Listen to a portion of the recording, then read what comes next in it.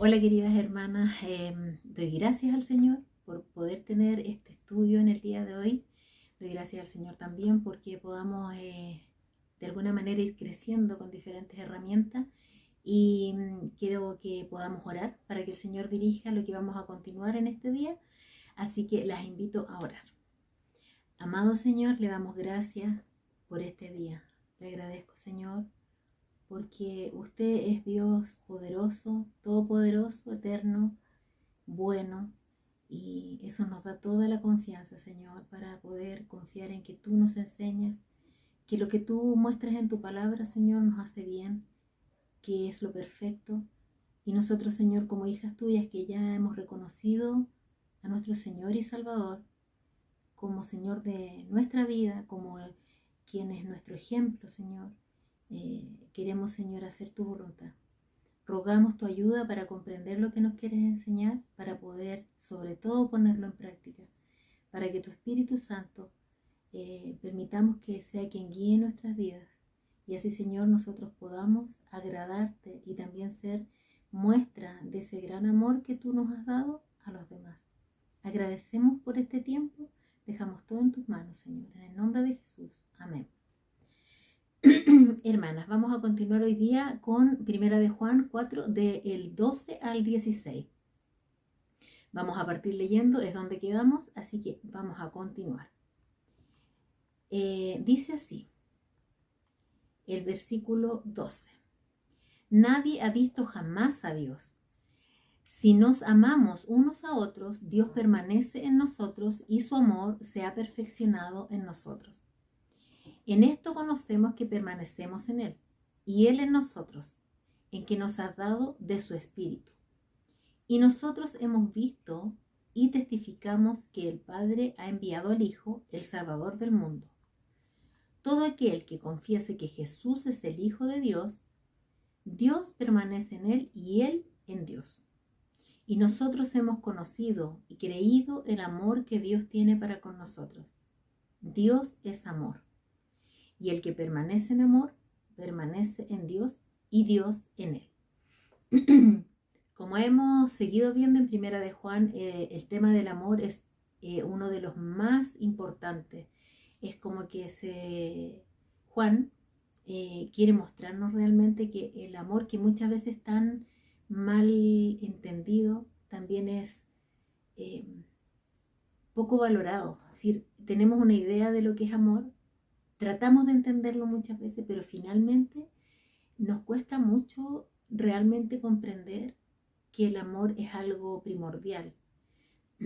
Y eso es lo que está tratando de hacer Juan al repetirlo tantas veces, enseñarnos realmente qué es el amor y qué quiere Dios que hagamos con ese amor.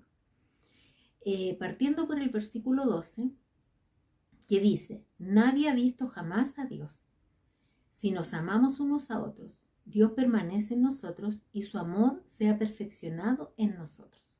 Vamos a ir a 1 de Timoteo 6:16, tomando el énfasis en que la primera parte de este versículo dice, nadie ha visto jamás a Dios. Vamos a leer 1 de Timoteo entonces 6:16.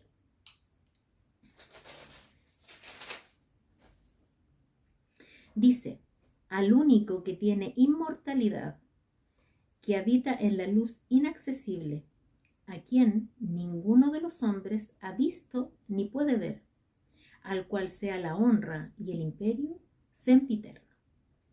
Aquí ya nos está diciendo que Dios nadie le ha visto, que habita en la luz inaccesible. Es una de las bases que tenemos para saber que a Dios nadie le puede ver.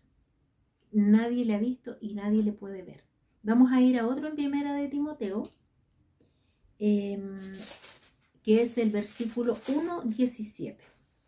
Capítulo 1, versículo 17 de 1 de Timoteo. Dice, por tanto, al Rey de los siglos, inmortal, invisible, al único y sabio Dios sea honor y gloria por los siglos de los siglos. Amén. Nos da otra muestra de que Dios es invisible. Habla también de que es inmortal, que es el Rey, Pero aquí lo que queremos recalcar para poder poner un fundamento de que Dios es invisible, nadie lo ha visto. Y si se puede decir, otra base que podemos tener y fundamento para esto, para poder entender bien por qué nadie le ha visto, está en Juan 4:24. El Evangelio de Juan 4:24.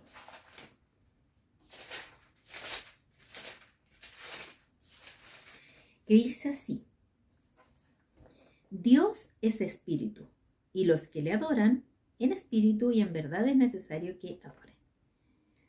Otra cosa por la que sabemos que nadie ha visto a Dios: Dios es espíritu. Entonces, a Dios Padre nadie le ha visto.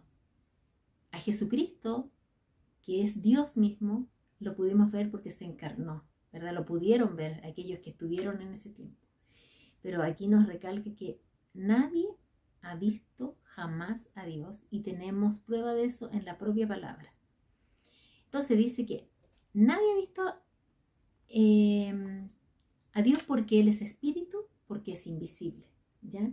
Y Jesús tampoco está ahora físicamente presente, ¿ya? Para que nosotros lo podamos ver con nuestros propios ojos. Entonces, el versículo que estamos viendo, que es el 12, dice: nadie ha visto jamás a Dios. Si nos amamos unos a otros, Dios permanece en nosotros y su amor se ha perfeccionado en nosotros.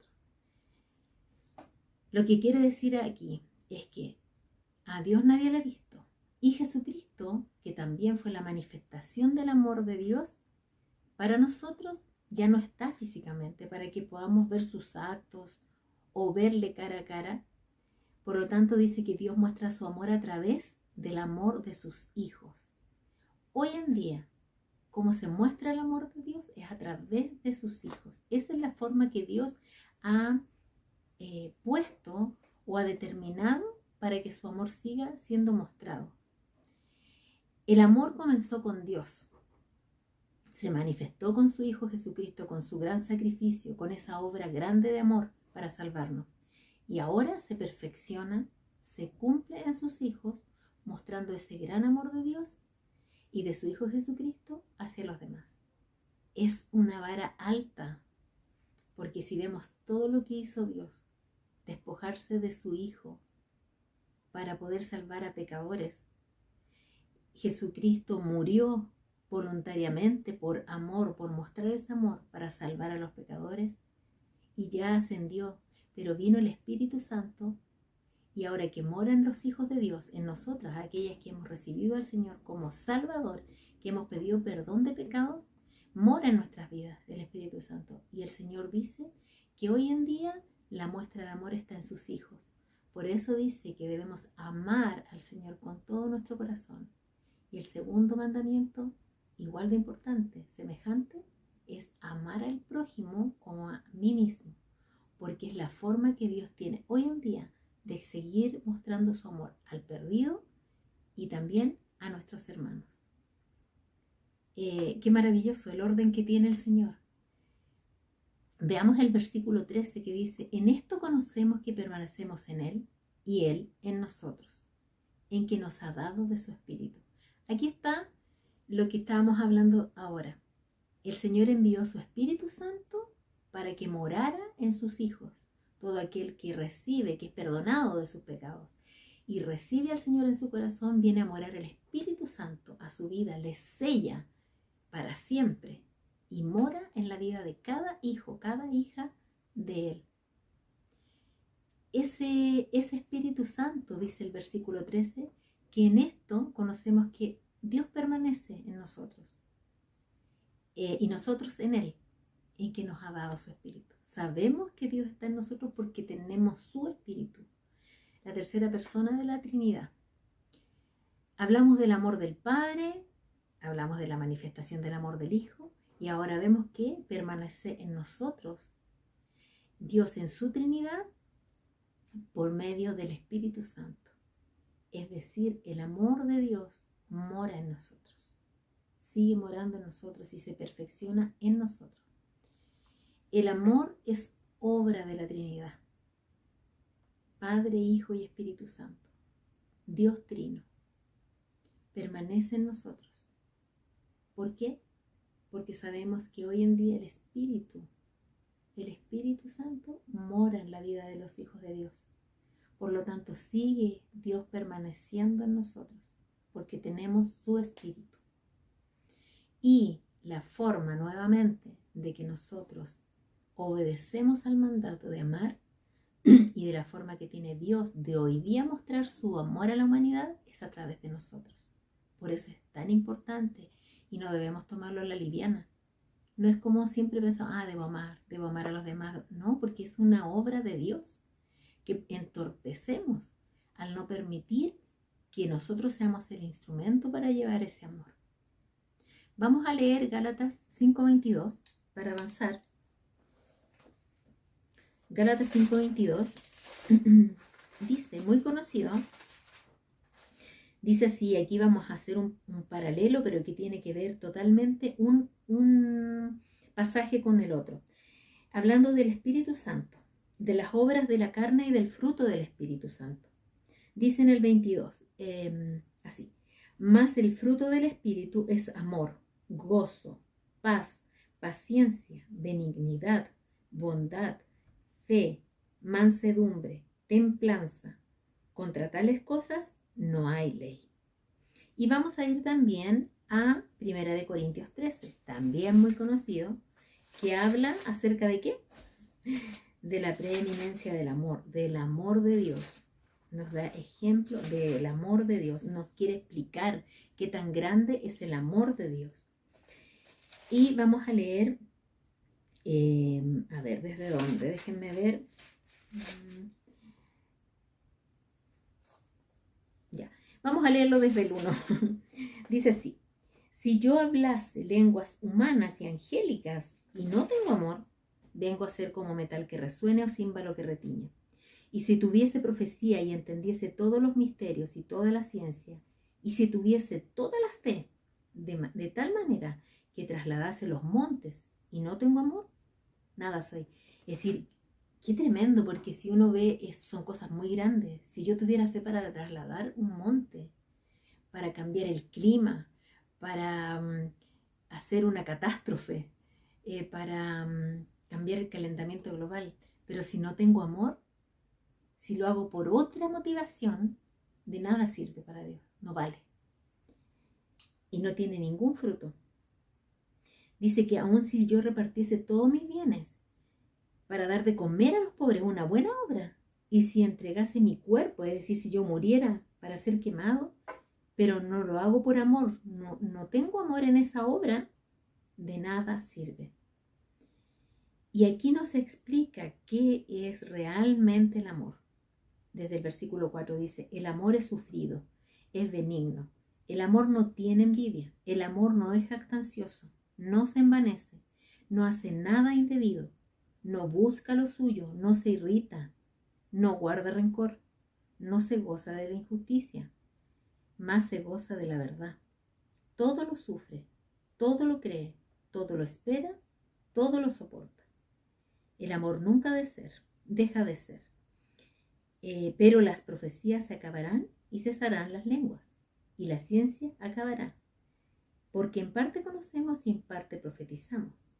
Y aquí, bueno, sigue hablando, pero al final dice en el versículo 13, y ahora permanecen la fe, permanece la esperanza y permanece el amor.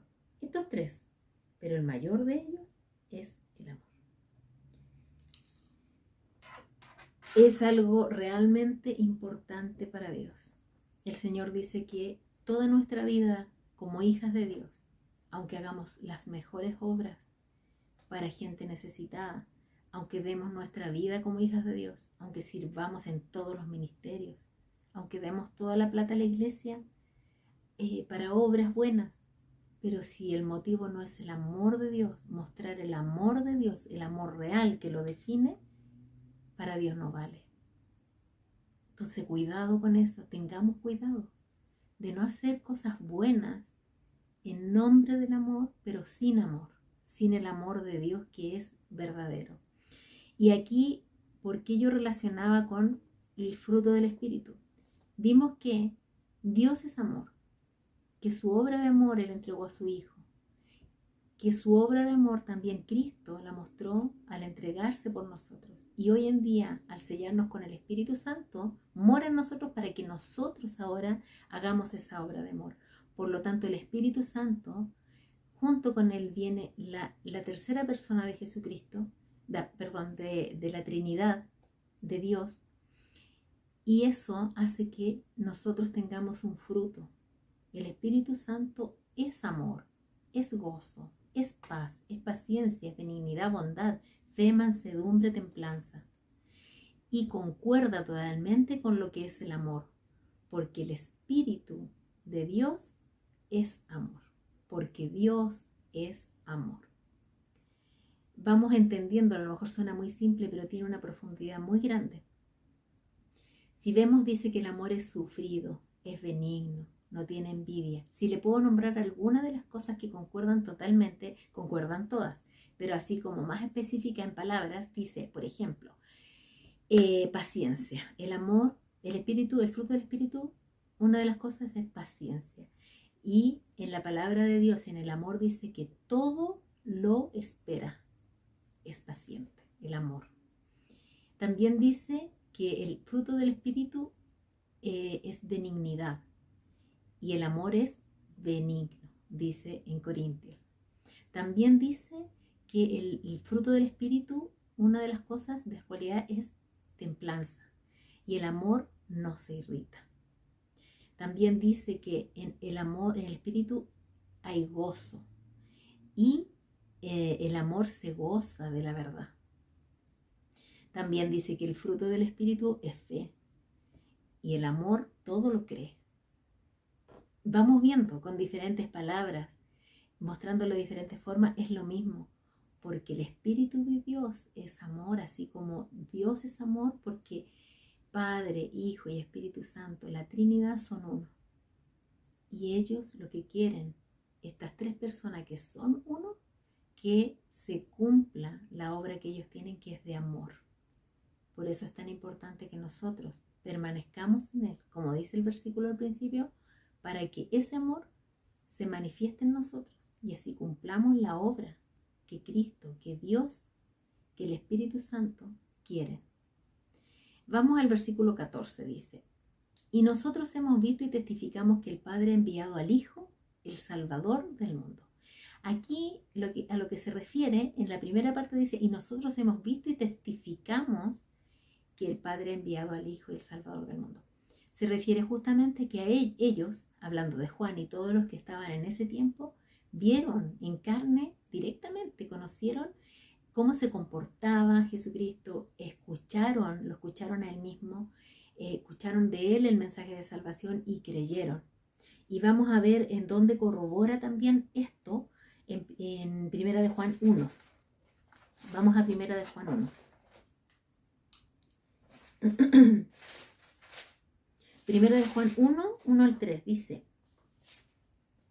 lo que era desde el principio, lo que hemos oído, lo que hemos visto con nuestros ojos, lo que hemos contemplado y palparon nuestras manos, tocante al verbo de vida, porque la vida fue manifestada y la hemos visto, y testificamos y os anunciamos la vida eterna, la cual está con el Padre y se nos manifestó.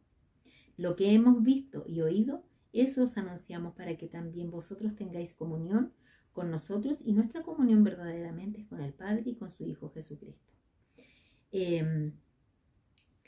Claramente Él repite, hemos visto, nosotros lo vimos, contemplamos. Entonces aquí lo que está diciendo en este versículo Juan mismo, dice, nosotros hemos visto. Y al igual que en Primera de Juan dice, y testificamos. Y él también decía, en ese momento lo vimos y testificamos de Él. Se refiere a esto. Y nosotros hoy en día también lo conocemos. Todo aquel que ha confiado en Él por fe como Salvador personal, hemos creído por fe en Él. Por lo tanto, hoy debemos testificar. Y ni siquiera deberíamos usar la palabra debemos. Deberíamos decir lo conocemos y testificamos de Él. ¿Cómo? Hablando en el contexto de este pasaje, testificamos con el amor. Y el amor obviamente que se manifiesta en obras, en hechos, en formas y en testificar de lo que Jesucristo hizo aquí en la tierra por el pecador. Todo eso es una obra de amor. El versículo 15 dice: todo aquel que confiese que Jesús es el Hijo de Dios, Dios permanece en él y él en Dios. El verdadero creyente, hermanas, no niega a Dios, no niega a su Salvador, no lo oculta, muy por el contrario lo muestra.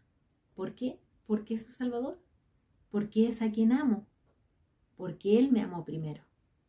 Por lo tanto, un verdadero hijo de Dios, un verdadero creyente que cree esto, no va a negar a Dios, no lo va a ocultar, y en la oportunidad que tenga lo va a mostrar. ¿Quién es el amor de su vida, que trasciende esta vida hasta la eternidad? Y por último, el versículo 16 dice: y nosotros hemos conocido y creímos el amor que Dios tiene para con nosotros.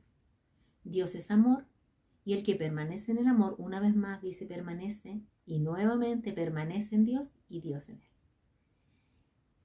él.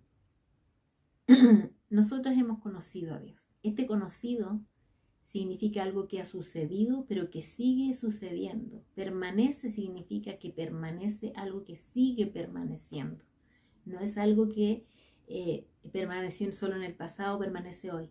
Es algo permanente, como la misma palabra lo dice, pero tiene que ver con permaneciendo en el tiempo. Y al conocer, cuando dice hemos conocido, es porque un día le conocimos, pero seguimos conociéndolo, es algo permanente. Entonces dice, y nosotros hemos conocido y creímos el amor de Dios, el amor que Dios tiene para con nosotros. Nosotros creímos en eso y hoy también lo creemos. Y Dios es amor, dice. Y el que permanece en esto, el que permanece en el amor, el que sigue en esto, permanece en Dios y Dios en él. Aquí lo que está hablando es de una comunión tan estrecha que no dejamos confundirnos, sino que tenemos una vida real de cristianas. No una vida solamente de nombre o de buenas conductas, o de conducta solamente de bondadosa o de compasión hacia alguien, sino que del amor verdadero de Cristo que mora en nosotros y lo hemos comprendido, conocido, como dice aquí. Algo que ya sucedió y que debe ser continuo en la práctica. Muestra claramente comunión de amor a Dios al seguir su ejemplo, al continuar su obra en la tierra a través de las muestras de amor al perdido y a nuestros hermanos. Primero y la principal forma es testificar de Cristo con la palabra, pero que esas palabras tengan hechos consecuentes. Es un tremendo tropiezo, hermanas, cuando yo predico, testifico a gente inconversa, no cristiana, y mis hechos no concuerdan con una vida de santidad. En vez de hacer un bien, finalmente hago un mal. Sin embargo, el Señor utiliza lo que Él quiere. Pero qué triste que mi testimonio ante Dios sea errado. Que yo no esté haciendo lo que a Él le agrada. Porque no le agrada que sus hijos hablen de Él si sus vidas no creen eso, no practican eso y no viven en santidad. Debemos vivir agradando a Dios y luego entregando ese amor en forma genuina. Cuando no lo hacemos, no cumplimos la obra que Dios nos ha encomendado, la obra de amor. Es como, por ejemplo, en lo práctico, si nos pudiéramos imaginar, esto es como recibir una gran herencia y esconderla para siempre. Que nuestros hijos no la reciban nunca. Esconderla. Es como ver a un hijo ahogándose y no querer salvarlo. Así es cuando nosotros no vivimos el amor de Dios, porque no lo podemos entregar genuinamente, porque no permanecemos en Él. También es como no amamantar a un bebé que necesita, mi bebé que necesita alimento, teniendo leche. Es algo que tenemos, es algo que el Señor nos ha entregado para darlo, para mostrarlo a Él. ¿Y nosotros qué hacemos? Lo guardamos. Debemos meditar en esto profundamente, hermanas, porque la palabra de Dios nos dice que su gran obra de amor se gestó con Dios, porque Dios es amor. Dios Padre hizo todo por amor. Dios Padre envió a su Hijo Jesucristo, a su único, para sacrificarlo. Su Hijo Jesucristo murió voluntariamente por amor. Y finalmente, cuando Él ascendió a los cielos, envió a su Espíritu Santo para que todo aquel que en Él cree y tenga fe en Él y se arrepienta de sus pecados, reciba al Señor en su vida a través del Espíritu Santo y es sellado. Y ese Espíritu mora en nosotros. Y ese amor mora en nosotros para entregarlo genuinamente. No un amor intelectual, no un amor del mundo de buenas intenciones, pero sin santidad. Esforcémonos, hermanas, por vivir ese amor y entregarlo, conocerlo, estudiar más de eso para lograr entender lo que el Espíritu Santo nos abre el entendimiento y podamos comprender qué realmente es el amor de Dios. Y así glorificar al Señor con nuestras vidas. Vamos a orar, hermanas. Amado Señor, le damos gracias por este tiempo, por esta hermosa enseñanza, Señor. Tu gran amor, cómo valorarlo más, Señor. A veces estamos tan cegados, aún siendo hijos tuyas. Abre nuestros entendimientos, Señor. Muéstranos una vez más lo importante que es para ti el amor. Cómo debemos entregarlo. Tantas veces lo repites. Que no sean palabras tiradas, Señor, en nuestra vida particular, sino que podamos realmente entregarla al perdido y a nuestros hermanos, a nuestra familia, con un sentido real, que es mostrar tu amor. Damos gracias por tu palabra, dejamos todo en tus manos. En el nombre de Jesús. Amén.